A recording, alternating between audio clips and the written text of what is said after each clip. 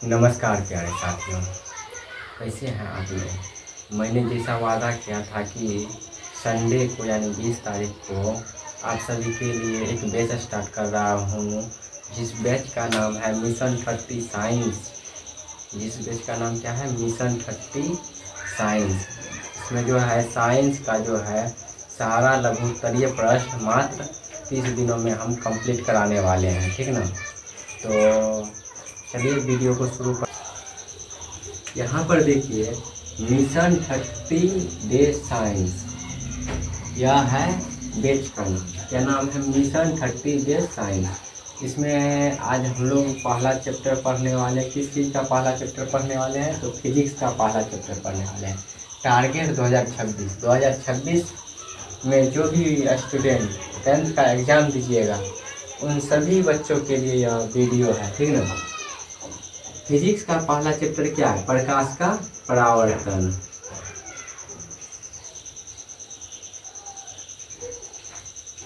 Physics में पहला chapter क्या है, प्रकाश का परावर्तन, रिफ्लेक्शन ऑफ लाइट। तो चलिए सबसे पहले अब पहला क्वेश्चन देखते हैं। आज के इस वीडियो में आप सभी को मात्र 5 क्वेश्चन ही कराऊंगा, क्योंकि हर एक वीडियो में जो है ना हम सिर्फ 5 क्वेश्चन कराने वाले हैं। क्योंकि मैं जिस जगह पर रह रहा हूँ यहाँ पर इंटरनेट का थोड़ा प्रॉब्लम है।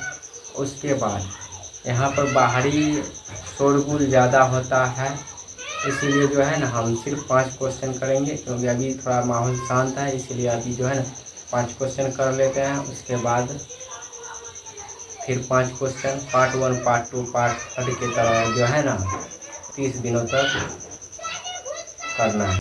तो चलिए सबसे पहला सवाल देखते हैं। सबसे पहला सवाल कर रहा है, उत्तल दर्पण क्या है। उत्तल दर्पण क्या है, उत्तल दर्पण क्या है। सबसे पहला सवाल कर रहा है, उत्तल दर्पण क्या है। उत्तर लिखना है, आंसर लिखना है आप सभी को।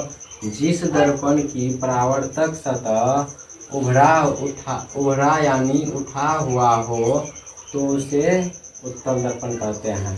इसको ऐसे समझिए, जिस दर्पण का परावर्तक सतह उठा हुआ हो। यहाँ पर उत्तल दर्पण का आप चित्र भी देख सकते हैं कि परावर्तक सतह उठा हुआ है, ठीक है ना। तो इसे उत्तल दर्पण कहते हैं। स्टार पॉइंट बनाकर आप यह लिख सकते हैं, इस दर्पण को अपसारी दर्पण भी कहा जाता है।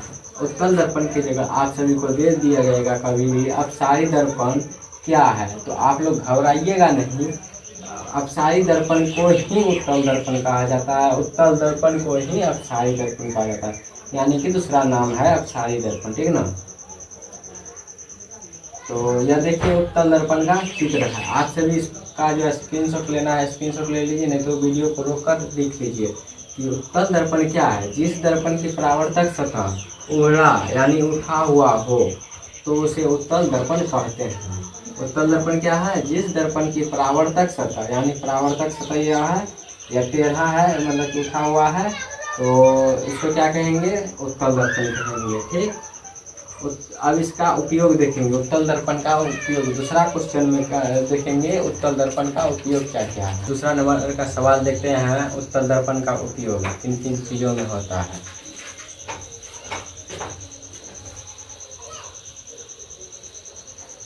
देखिए दूसरा नंबर का सवाल बोल रहा है, उत्तल दर्पण का उपयोग क्या क्या है। उत्तल दर्पण का उपयोग किन किन जगह पर होता है या क्या क्या है। तो यहाँ पर हम लिख दिए हैं उत्तर में, उत्तल दर्पण का उपयोग निम्न प्रकार से है, या फिर यहाँ पर से नहीं लगाए हैं आप लगा दीजिएगा। उत्तल दर्पण का उपयोग निम्न प्रकार से होता है। तो पहला क्या है, वाहन के साइड मिरर के रूप में। पहला कह रहा है उत्तल दर्पण का पहला उपयोग क्या होता है, वाहन के साइड मिरर के रूप में। जो आप मोटरसाइकिल देखते हैं या 4 चक्का देखते हैं, किसी भी वाहन का जो है साइड मिरर के रूप में जो आईना लगा रहता है, उसी के रूप में जो है किस चीज़ कौन सा दर्पण रहता है, वह उत्तल दर्पण रहता है। सड़क या गली में स्ट्रीट लाइट में परावर्तक के रूप में किया जाता है। उत्तल दर्पण का उपयोग किस चीज़ में किया जाता है, दूसरा दूसरा किया जाता है सड़क या गली में जो एक लाइट लगा रहता है, सोलर पैनल वाला लाइट, उसमें जो है परावर्तक के रूप में किया जाता है, ठीक ना। तो अब तीसरा सवाल देखते हैं, अवतल दर्पण क्या है। अवतल दर्पण क्या है। जिस दर्पण, उत्तल दर्पण का विपरीत होता है, उत्तल दर्पण का विपरीत क्या होता है, अवतल दर्पण। अवतल दर्पण क्या है, जिस दर्पण की परावर्तक सतह नीचे धसा हुआ हो तो उस दर्पण को हम लोग क्या कहते हैं, अवतल दर्पण कहते हैं। यहाँ पर आप चित्र भी देख सकते हैं, अवतल दर्पण का जो चित्र होता है ऐसे होता है, धसा हुआ रहता है, ठीक ना, इधर से धसा रहता है। तो अवतल दर्पण उत्तल दर्पण का विपरीत हुआ। अवतल दर्पण क्या है, तो जिस दर्पण की परावर्तक सतह नीचे यानी धसा हुआ हो तो उस दर्पण को हम क्या कहते हैं, अवतल दर्पण। अवतल दर्पण को अभिसारी दर्पण भी कहा जाता है। कौन सा दर्पण कहा जाता है, अवतल दर्पण को अभिसारी दर्पण भी कहा जाता है। अवतल दर्पण का चित्र आप सभी इसको लिख लीजिएगा, हम बाद में अगर कभी पूछ देंगे कि अपसारी दर्पण किसको कहते हैं तो आप लोग तुरंत जवाब दीजिएगा कि उत्तल दर्पण को। अभिसारी दर्पण किसको कहा जाता है, तो अवतल दर्पण को। अगर पूछ देंगे कि उत्तल दर्पण का उपयोग क्या क्या आता है, तो वाहन के साइड मिरर के रूप में, उसके बाद सड़क या गली के स्ट्रीट लाइट में इसका उपयोग किया जाता है, ठीक ना। तो उसके बाद अब चौथा नंबर का क्वेश्चन देखेंगे, अवतल दर्पण का उपयोग, ठीक है। चौथा क्वेश्चन देखते हैं, अवतल दर्पण का उपयोग। तो अवतल दर्पण का उपयोग, चौथा क्वेश्चन लिख रहे हैं, ठीक ना। चौथा क्वेश्चन अवतल दर्पण का उपयोग, तो उत्तर लिखना है, अवतल दर्पण का उपयोग निम्न है। पहला अवतल दर्पण का उपयोग क्या होता है, दाढ़ी बनाने में। अवतल दर्पण का उपयोग पहला क्या होता है, दाढ़ी बनाने के लिए जो आगे में शीशा रखा रहता है या मिरर कहिए, इस प्रकार का जो रखा रहता है वह अवतल दर्पण का ही बना रहता है।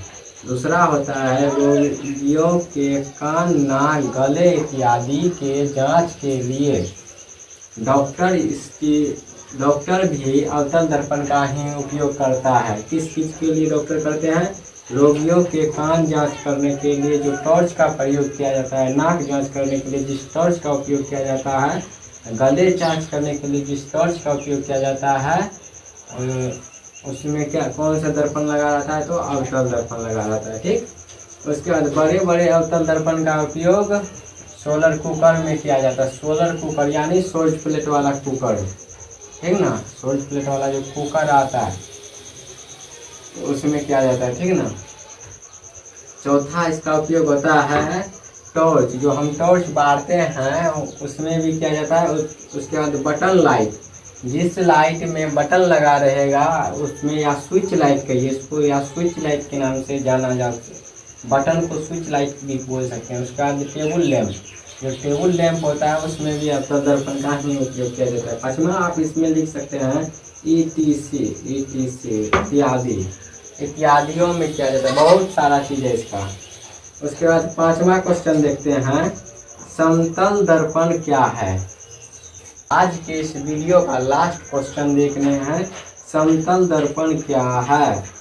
जिस दर्पण की परावर्तक सतह ना ही उभड़ा हुआ हो, यानी कि ना ही उठा हुआ हो और ना ही धसा हुआ हो, तो उसे हम समतल दर्पण कहते हैं। समतल दर्पण किसे कहते हैं, जिस दर्पण की परावर्तक सतह ना ही उभड़ा हुआ हो ना ही धसा हुआ हो तो उसे समतल दर्पण कहते हैं। बाकी समतल दर्पण का उपयोग और समतल दर्पण किस प्रकार का दिखाई देता है, उसका फिगर, चित्र, वह सब अगले वीडियो में बताएंगे।